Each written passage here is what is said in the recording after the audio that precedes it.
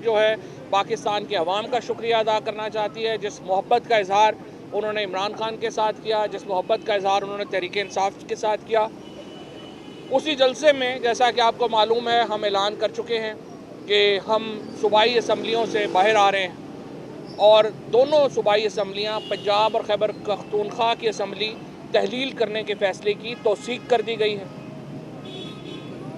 आज इमरान खान की महमूद खान साहब से मुलाकात हो गई है, खैबर पख्तूनख्वा के वज़ीर आला से। कल चौधरी परवेज़ इलाही साहब से मुलाकात होगी। आज ही पार्लिमानी बोर्ड्स जो हैं उनकी तश्कील दी जा रही है और टिकट के लिए जो प्रोसेस है वो शुरू किया जा रहा है। पंजाब की वज़ीर आला जो हैं वो कल मिलेंगे इमरान खान साहब से। जुमे के दिन पंजाब की पार्लिमानी पार्टी का इजलास बुला लिया गया है और हफ्ते को खैबर पख्तूनख्वा की इजलास जो है वो बुला लिया गया है और इन दोनों इजलासों के बाद ये असम्बलियाँ तहलील कर दी जाएंगी।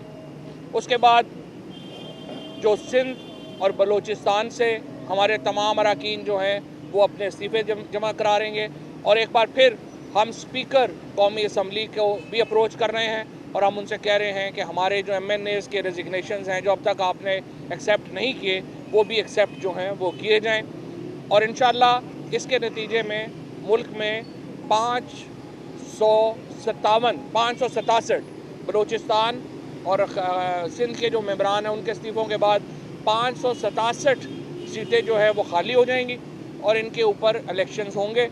और इसी तरीके से जो इंटरिम गवर्नमेंट बनाने के लिए जो 90 दिन के अंदर पंजाब में इलेक्शन होने और 90 दिन के अंदर खैबर पख्तूनख्वा में इलेक्शन होने हैं, उसके लिए प्रोसेस का आगाज़ जो है वो किया जाएगा और अपोजिशन को दावत दी जाएगी कि वो भी अपने नाम जो हैं वो भिजवाएं ताकि हम उसके मुताबिक आगे चल सकें। इसी तरीके से इलेक्शंस का जहाँ तक ताल्लुक़ है, हम समझते ये हैं कि अब भी वक्त है।